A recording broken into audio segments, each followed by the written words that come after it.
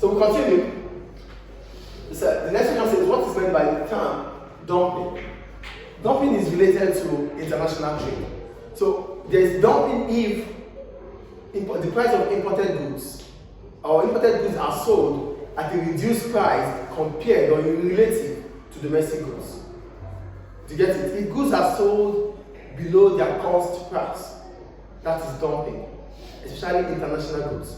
So when you have an imported product, for example, this pen is imported here, and the ones that are made here is more expensive than this. It is not supposed to be, because these are imported. There's logistics, there's cost. There are different costs that this has to incur. But why would this be sold cheaper than the domestic made pen? So that is dumping. Do you understand dumping here? So if the price of an imported product is being sold cheaper than domestic goods. Clear? Yes. So we write. Do you want me to write for this step? Yes, yes. No. Okay.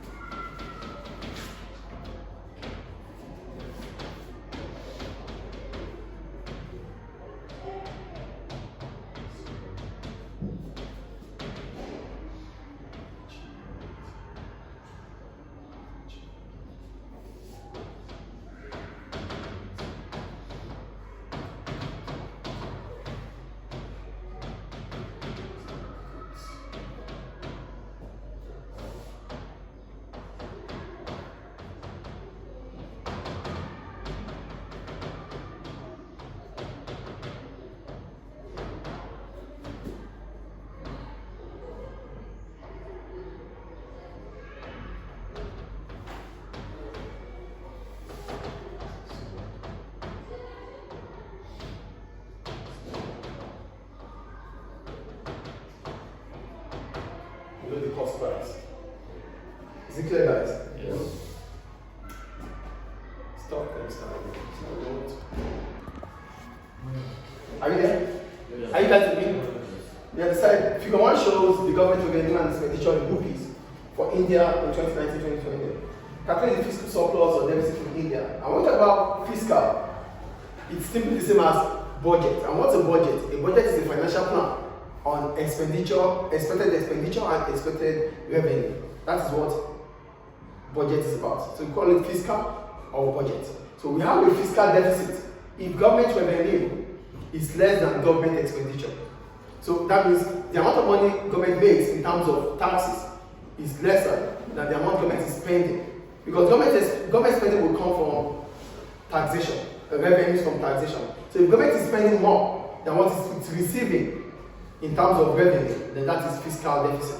When government is spending less than what it receives, then it is fiscal surplus. Do you get the difference between fiscal surplus and deficit here? There is deficit if government expenditure exceeds government revenue. That's a deficit. And there's a surplus if government's revenue is greater than government expenditure. Clear? So here we have the total revenue and the total expenditure. So our fiscal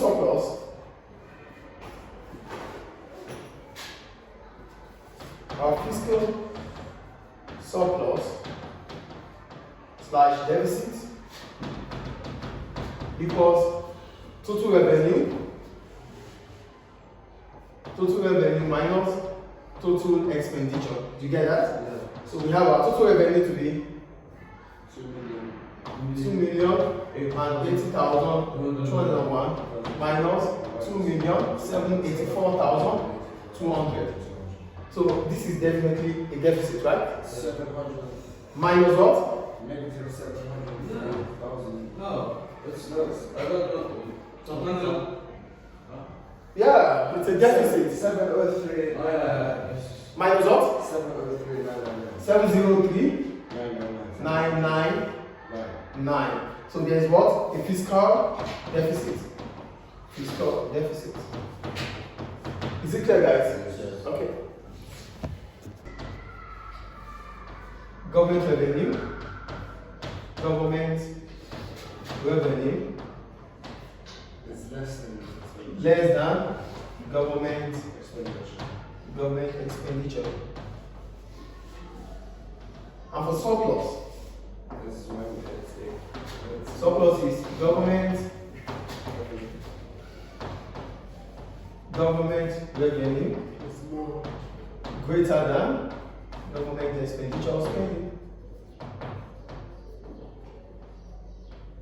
So that is the difference between fiscal deficit and surplus. It's all about taxes. So if government, whatever government spends on, government does not just spend. Money doesn't come from heaven. Government spends based on its budget, and that is through tax revenue. So as soon as government makes its revenue from taxes, it's now spent. That's why it's a budget. It's a financial plan on spending and expenditure, on spending and revenue. So if government is spending more than what it has, that's what?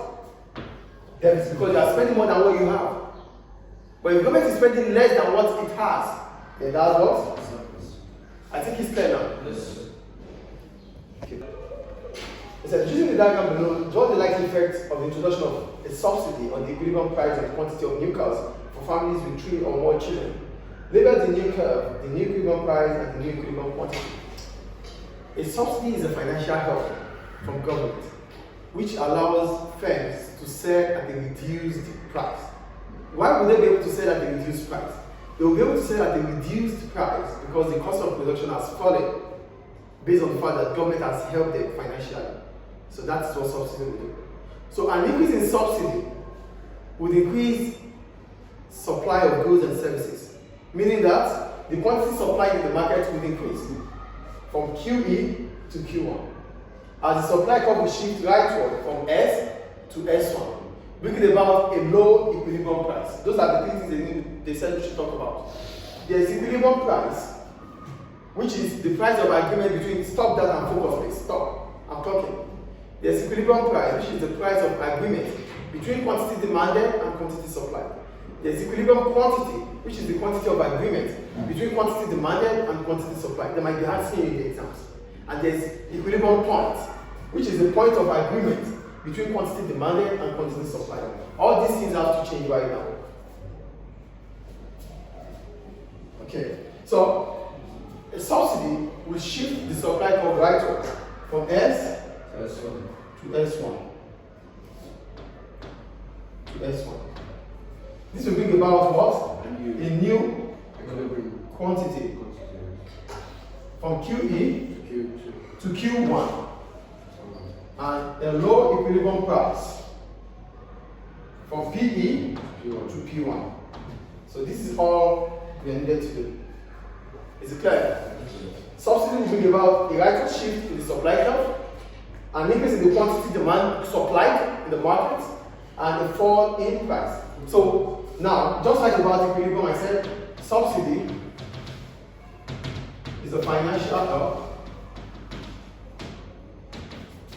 from government